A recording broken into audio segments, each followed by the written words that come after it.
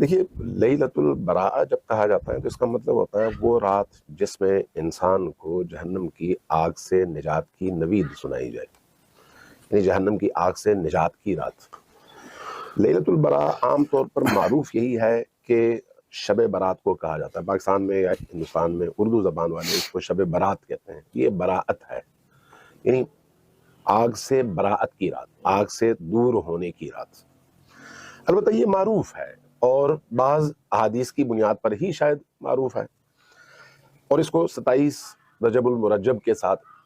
وہ کیا جاتا ہے، نتھی کیا جاتا ہے، یا پھر 15 شعبان کے ساتھ نتھی کیا جاتا ہے۔ تو ایک شب معراج کے حوالے سے اور ایک شب براعت کے تصور کے حوالے سے۔ اہل البیت کی جو تعلیمات ہیں ان میں تھوڑا سا اس حوالے سے مفہوم کا اختلاف ہے۔ شب برات اس میں کوئی شک نہیں کہ وہی رات ہے جس میں آپ کو آگ سے نجات ملتی ہے، لیکن ایسی راتیں بہت ساری ہیں۔ چونکہ نبی کریم صلی اللہ علیہ وآلہ وسلم کا فیض ہے یہ کہ جب کبھی آپ کا دل اللہ سے جڑ جائے اور نبی کے وسیلے سے اللہ کی بارگاہ میں پہنچ پائیں، صدق دل سے توبہ کریں، وہی شب آپ کی شب لیلۃ القدر ہے، وہی شب آپ کی شب برات من النار ہے، کیونکہ وہ رات آپ کی نجات کی رات ہے۔ البتہ بعض راتوں کی قدر و قیمت ہے، اس میں کوئی دوسری رائے نہیں ہے۔ بعض مقامات کی قدر و قیمت ہے، جیسے مکہ کی زمین ہے، مدینہ کی زمین ہے، نجف و کربلا کی زمین ہے، ان زمینوں کی اپنی خصوصیات ہیں، اور اسی طرح سے بعض اوقات کی خصوصیات ہیں، جیسے ہفتے میں ایک دن جمعے کا دن ہے، اور جمعے کا دن جو ہے سید الایام ہے، شب جمعہ سید اللیالی ہے۔ اسی طرح سے شب قدر ہے، تمام سال میں سب سے برتر رات ہے، اور بلکہ صرف سال میں نہیں بلکہ 300 یہ جو 82-83 سال کی نسبت سے اگر دیکھا جائے تو ایک رات سب سے زیادہ برتر اور بڑی اور عظمتوں والی رات ہے۔ تو اس لیے بعض راتیں مخصوص ہوتی ہیں۔ یہ جو 27 رجب کے حوالے سے یا 15 شعبان کی شب کے حوالے سے جو روایات ہیں، ان کو اگر دیکھا جائے تو اہل البیت علیہ السلام نے اس حوالے سے کچھ روایات ہم تک پہنچائی ہیں۔ ان میں سے ایک شب براعت کے حوالے سے کہ اگر آپ اس رات میں عبادات کرتے ہیں، اگر آپ اس رات میں ریاضت کرتے ہیں، اگر آپ اس رات میں اللہ کی بارگاہ میں صدق دل سے پہنچتے ہیں، تو یقیناً آپ کے گناہوں کی مغفرت کے لیے اللہ کی رحمت کے دروازے کھلتے ہیں۔ اس مخصوص رات میں زیادہ کھلتے ہیں، باقی راتوں میں بند نہیں ہیں، لیکن اس مخصوص رات میں چونکہ ایک مخصوص وقت ہے، یہ اس مخصوص وقت میں اللہ کی رحمتوں کے دروازے زیادہ بڑی تعداد میں اور عظمتوں کے ساتھ کھلتے ہیں۔ جہاں تک یہ روایت ابھی مفتی صاحب نے فرمایا، اور میں اس کو ویلکم کہتا ہوں، لیکن اہل البیت کے ہاں اس روایت کو قبول نہیں کیا جاتا کہ ہاں اس کو قبول نہیں کیا جاتا۔ اس کی وجہ یہ ہے کہ نبی کریم قبول نہ کرنے کی وجہ ہے کہ نبی کریم اپنی عظمتوں کے اعتبار سے، جیسے مفتی صاحب نے خود بھی فرمایا، امام الانبیاء ہیں، سید الانبیاء ہیں، ان کو اپنے سے کسی چھوٹے درجے کے نبی سے نہ سننے کی ضرورت ہے، نہ پوچھنے کی ضرورت ہے، نہ وہ ان کے دل میں سوال پیدا کر سکتا ہے بھئی آپ نے یہ کیوں نہیں کیا، وہ کیوں نہیں کیا، چونکہ یہ تمام کائنات سے برتر ہیں۔ ان کے لیے جس طرح کے افق کھلے ہوئے وہ کسی اور فرد بشر کے لیے کھلے ہوئے نہیں ہیں، لہٰذا ان کی معرفت کا جو مقام ہے وہ کسی اور کا ہے ہی نہیں کہ اس کی وجہ سے ان کے ابہام دور ہو جائے، نہیں، ایسا نہیں ہے۔ اس لیے اہل البیت اس کو قبول نہیں کرتے جو ان کی روایات ہیں۔ ہاں، خود معراج وہ عمل ہے یا وہ رات ہے یا وہ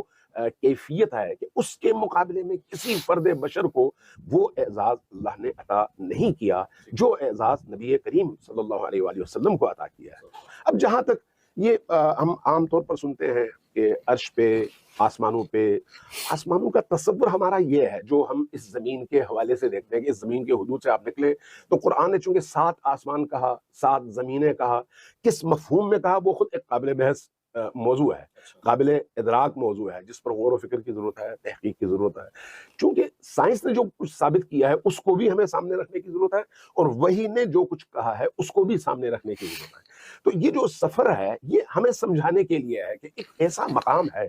جس مقام تک کسی مخلوق کی رسائی نہیں ہے، حتیٰ اللہ تبارک و تعالیٰ کے مقرب ترین فرشتے بھی اس مقام تک رسائی حاصل نہیں کر سکتے۔ وہ اسی خلقت میں موجود ہے، اللہ نے جس چیز کو خلق کیا ہے، جن چیزوں کو انہی میں موجود ہے، لیکن ہماری آنکھوں سے پوشیدہ ہے۔ اور انسان اگر نبی کریم جیسی ہستی ہو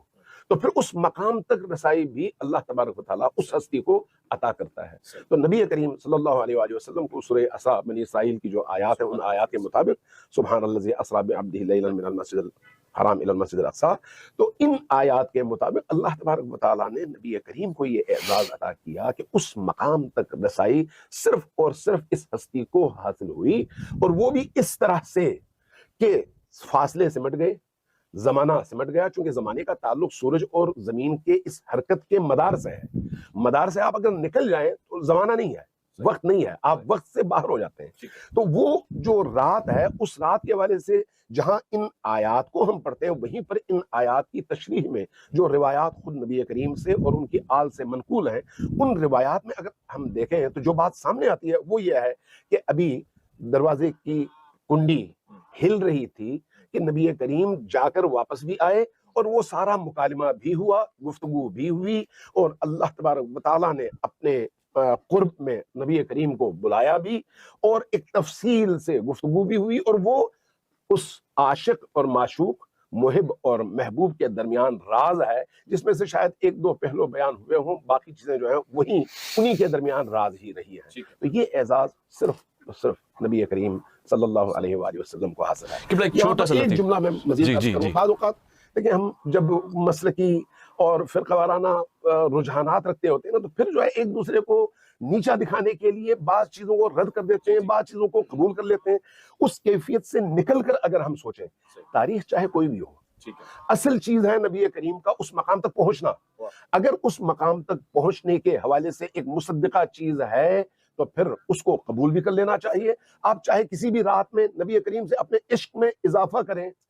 آگے بڑھیں اور ان کے دامن سے متوسل ہوں، تو آپ کی نجات کے لیے وہ رات آپ کی شب برات ہے اور شب قدر ہے.